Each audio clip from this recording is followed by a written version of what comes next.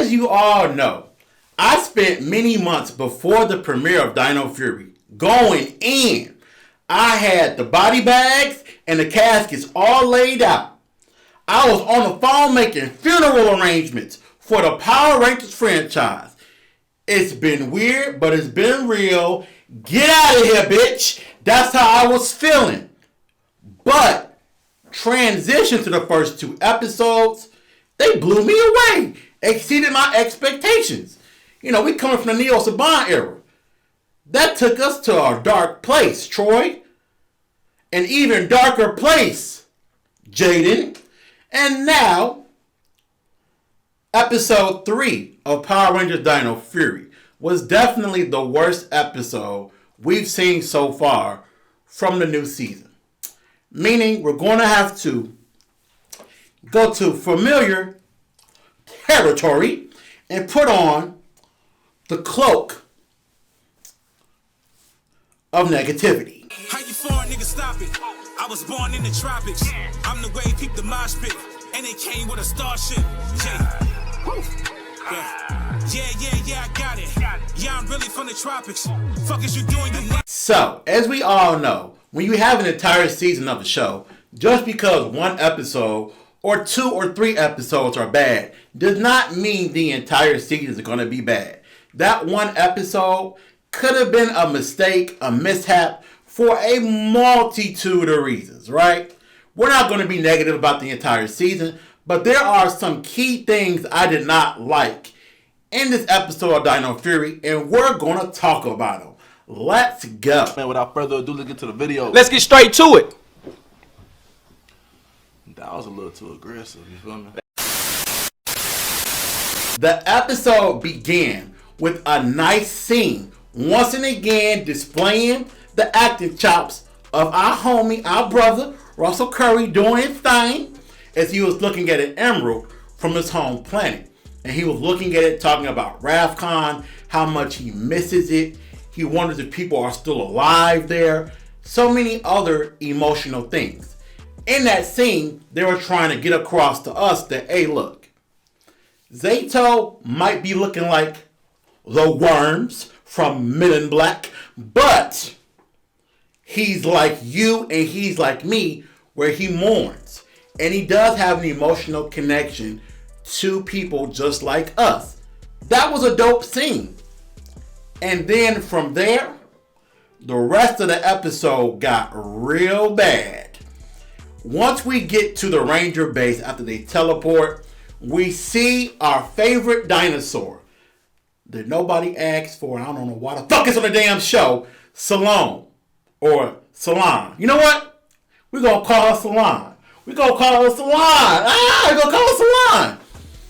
She's useless. She serves no purpose. Okay? First off, there are 3 different things that happen in this episode to prove to me she's fucking useless. I'm getting desperate, y'all. I'm getting ready to call up Brooklyn Alpha from Power Rangers Turbo. Hey, kid, why don't you take a picture of something? It'll last longer. Can you spit a rhyme? Can you come holler at me, Alpha? Because this shit that Salone was doing was not at all important to the Ranger team, and she's very useless. She calls Zato down to the base. They go down there. She's like, hey, look, a message is coming in from outer space. It might be your home planet, Ravcon. Zato's like, great. Let's listen to the message. She fires up the machine, and the damn thing breaks. I'm like, Salone, what the fuck you been doing for 65 million years? Fuck is going on, huh? What the fuck is going on? It's like, yo, everything in this damn base should be spotless. Everything in this base should work. It's 65 million years she been sitting on her ass. Like, what the fuck is going on? Salone is useless. And then, later on in the episode, after the modulator is fried, she realizes that, oh shit, Zato's emerald on his neck can be used as a modulator. Oh, great. Okay. You only realized that after we went through a whole bunch of shit in this entire episode. Thank you for that, Salone. Thank you for that. And then, making her more useless. She can speak 65 million languages. Millions of languages. When the message comes through the outer space, guess what? That's the one language the bitch can't read. See, somebody called Brooklyn Alpha. Come on, man. You know, something tells me that Dimitri might have known what the message was. That don't make no sense. Salone is useless. Around this point of the episode, you'll start noticing that Zeto's acting kind of weird. He's not acting like the character that he was in episode 1 and episode 2. Some people will say, well, that's because he's getting comfortable in society. To a certain degree, I can see that. But it's like the writing took this very light-hearted tone with the Zeto character all of a sudden. It's like they dumped my man Russell Curry in some Nickelodeon slime. And he came out kid-friendly. I don't know what the fuck happened to him. Like a Pop-Tart. I don't know what happened to him. But he changed a lot. There are ways he's acting that's not natural to how the character was set up. I didn't like that. Speaking of not liking shit, they had us in the first half. We thought we was in the clear. But it turns out we weren't. I lied to y'all. My bad. Comedy characters are here. They rolled out the playmat. Introducing J-Borg. Cringe. Jane, who is Amelia's boss at Buzz Blast, is part of a comedy duo. Fuck! And I thought we were clear. Fuck! They had us. And J-Borg are running around doing comedy. And y'all know what type of comedy Power Rangers likes. Ooh, I'm a fuck up. Isn't that funny? I can feel my powers building in my... No, that is the chili dog I ate. Damn, bro, you got the whole squad laughing. That type of comedy. And it's not hilarious. It's not cool. It's not engaging. J-Borg is running around, getting her foot stuck in cement, yelling and screaming at the sight of a Sporg monster. And I'm up here wondering, she's an android. Made by Andrew Hartford. You're an android. She's an android. Why is she doing all of this yelling and screaming? Why won't she just snatch her fucking foot out of the goddamn cement? Like, it's some weird shit happening where the writer forgot she was a fucking android.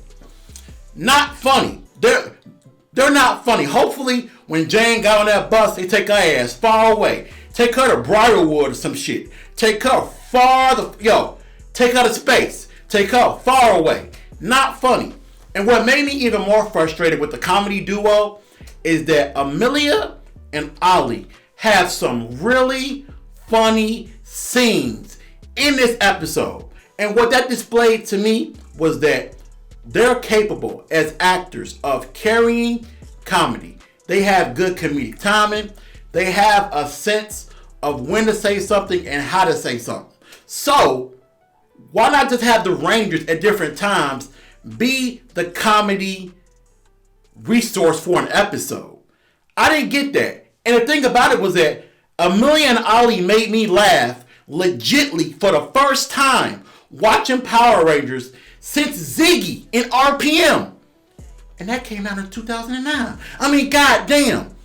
I did not like the comedy duo. Amelia and Ollie are fully capable of doing that at different points of the season. I didn't like that. I'm going to have to hit y'all ass with a brief intermission. I know we talked about this last week, but the morphing sequence is so flames. It is so great with the music and the movement. Oh my God. The morphing call is too fucking long still. I think I could run miles by the time that the morphing sequence starts. And that's fucked up, considering I just had cheese sticks and pizza rolls. Okay? I ate the whole plate. The whole plate. I'm going to be editing this fucking video in the washroom. Alright? That's how much food I fucking had to eat recently. And I don't like the fact that I can run a mile faster than the damn morphing sequence can start. The roll call, the morphing call, whatever you want to call it, is still too damn long. But let's also talk about another positive. The rooftop fight scene with Zato versus the monster was one of the best unmorphed fights we've seen involving a Red Ranger in a while. The choreography, the blade swings, all of that was so dope. It was acted perfectly. It's almost as if like Russell Curry watched some episodes of Netflix's Daredevil. That's how good it was with the blindfold and the way that he moved. I thought it was awesome how he did that scene, because when you see the bandana, you like, oh shit, we're getting ready to get a Troy scene, because we know that in Power Rangers Megaforce, Troy was into some freaky shit. For whatever reason, he was in the forest training with water jugs and shit, and he was blindfolded. Cringe. I'm glad that they did the scene justice here, and it also made sense. Even bringing in another Dino Fury key that helped amplify his listening was a nice little touch. No cap, gotta keep this thing real. The monsters are whack on this show. From the mucus monster last week to the monster this week that can freeze people with the eyes. These are some garbage monsters in terms of their voices, in terms of their physical design, in terms of even their abilities. They are complete trash. And that's sad considering how awesome Void Knight looked. You kind of wanted the monsters that they would come in contact with throughout the week to have more intimidating, stronger builds. And they definitely do not have that so far on Dino Fury, but you know, things could get better. We don't know. Speaking of not knowing, I wish I would have known this before. Void Knight has no presence this episode. It's like my man was on vacation. He popped up at the end and poofed. I'm like, bruh, they completely forgot about Void Knight. I don't get that. He still needs more setup as a villain. I don't think we should have went an entire episode without seeing more Void Knight. But we'll see what next week's episode has in store for us.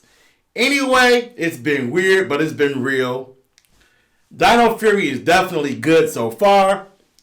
Episode 3. That ain't it, boss. That ain't it. Get out of here, bitch. See, they gonna look dope. When I pull up, she gonna look dope. Look at he mad, they look bro. She bad as hell, but can't cook though. It don't matter, but you still watching me while I did it for the look though. 100 feet worth of drip, don't drown this fly shit, that's the look though. And look though, I'm the wave, you can look though. I'm something different, I don't think you get it, but I still did it for the look though. Look though, yeah, I did it for the look though.